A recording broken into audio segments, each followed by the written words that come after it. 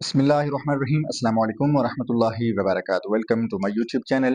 इस वीडियो में हम कुरान करीम के सेकंड पारे का खुलासा बयान करेंगे। प्रीवियस वीडियो में हमने पारा नंबर 1 का खुलासा बयान किया था और इस वीडियो में हम पारा नंबर 2 का खुलासा बयान करेंगे। इससे पहले अगर आप हमारे चैनल पर नए हैं तो चैनल को सब्सक्राइब ज़रूर कर लीजिएगा।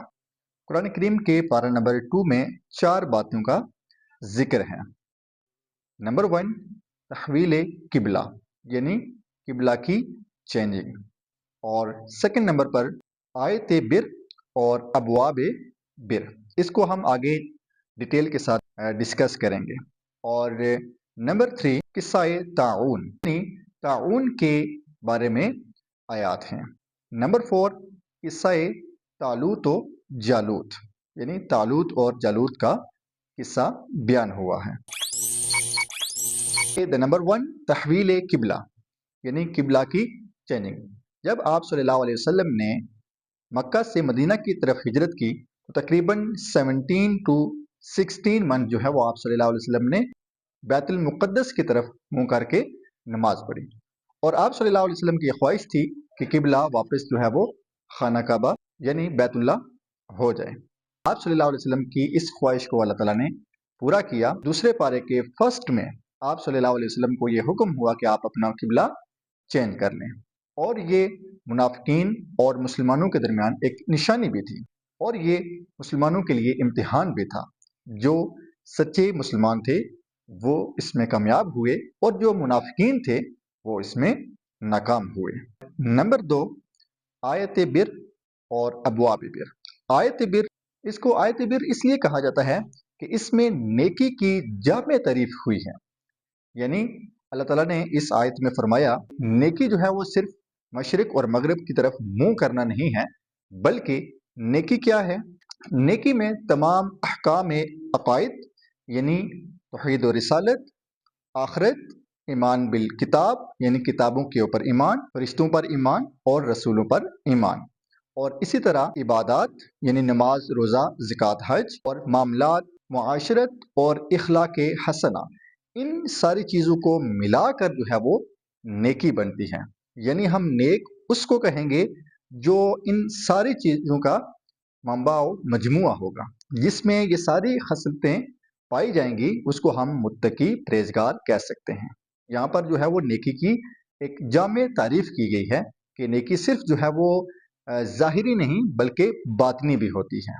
सिर्फ जो है वो आप मशरिक़ व मगरिब की तरफ मुंह कर लें तो नेकी नहीं होगी, बल्कि तमाम अकायद के ऊपर, तमाम मामलात के ऊपर, इखलाक हसना के ऊपर आपको अमल पैरा होना पड़ेगा। और इसके साथ ही अमली अहकामात जो हैं वो बड़ी तफसील यानी डिटेल के साथ जो है वो बयान हुए हैं। यहाँ पर मैं सिर्फ उनके नाम लूँगा, जबकि कुरान करीम में वो बड़ी तफसील के साथ जो है वो बयान हुए हैं। और ये अहकाम कौन कौन से हैं? नंबर 1, सफ़ा व मरवा की साई। सेकंड नंबर पर मुर्दार, खून, खिंजीर। और नंबर 3, कसास। नंबर 4, वसीयत। नंबर 5, रोज़ा। रोज़े के मुतल्लिक भी तफसीली अहकामात सेकंड पारे में मौजूद हैं। उसके बाद एतिकाफ, हराम की कमाई, कमरी तारीख, जहाद, हज, इन्फाक फी सबीलिल्लाह यानी अल्लाह ताला की राह में खर्च करना, हिजरत, शराब और जुआ, इसकी भी ममानत आई है सेकंड पारे में। मुशरिकीन से निकाह की ममानत, हेज में जमा, इसकी ममानत। इला, इला से मुराद है कि उस कसम को कहते हैं जो एक शख्स ने खाई हो कि वो अपनी बीवी के पास अज़वाजी ताल्लुक़ के लिए नहीं जाएगा, और अगर तो वो एक टाइम पीरियड से यानी 4 महीने उसके पास टाइम होता है, अगर वो उससे पहले रजू कर लेता है तो ठीक है, अदरवाइज जो है वो उसका निकाह जो है वो बातिल हो जाए। बाज़ लोग कहते हैं वो ऑटोमेटिकली बातिल हो जाएगा और बाज़ कहते हैं कि काजी के थ्रू जो है वो बातिल हो जाएगा। और इसी तरह तलाक के अहकामात, इद्दत के अहकामात, रिज़ात के अहकामात, और हकमैर के अहकामात, हलाला के अहकामात, और मुअतद्दा से पैगाम निकाह। मुअतद्दा उस औरत को कहते हैं या तो जिसका ख़ामंद मर गया हो या फिर उसको तलाक हुई हो और वो इद्दत पूरी कर रही हो। जितने भी मैंने अहकामात बयान किए हैं डिटेल में जो है वो सेकंड पारे में ये तमाम अहकामात बयान हुए हैं। और नंबर 3, किस्सा ताउन। ताउन एक बीमारी है, एक बस्ती में बीमारी आई اور کچھ لوگ جو ہے وہ موت کے خوف سے انہوں نے کیا کیا، اس بستی کو چھوڑ دیا اور کسی دوسری بستی میں چلے گئے، اور اللہ تعالیٰ نے فرشتے بھیج کر انہیں موت دے دی اور یہ لیسن دیا کہ موت جو ہے وہ اگر تم لوہے کے قلعوں میں بھی چھپ جاؤ تو موت تمہارا پیچھا کبھی بھی نہیں چھوڑے گی، تم موت سے نہیں بچ سکتے، اس لیے ان کو موت ہوئی، اور بعد میں جو ہے وہ ایک نبی کی دعا پر ان کو دوبارہ زندہ کیا گیا۔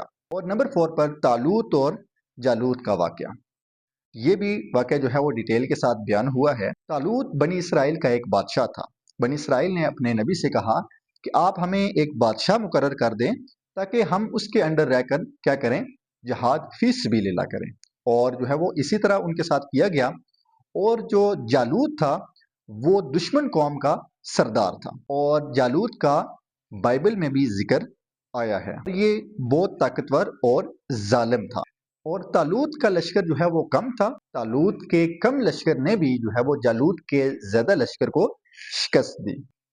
اس مارکے میں نوجوان حضرت داؤد علیہ السلام نے جالوت کو قتل کیا، اور بعد میں اللہ رب العزت نے انہیں بادشاہت اور نبوت سے سرفراز کیا۔ اور اسی کے ساتھ ہی ہمارا سیکنڈ پارے کا خلاصہ بھی کمپلیٹ ہوتا ہے، اور انشاءاللہ ہم نیکسٹ ویڈیو میں پارہ نمبر 3 کا خلاصہ بیان کریں گے۔ اوکے، اللہ حافظ، ٹیک کیئر۔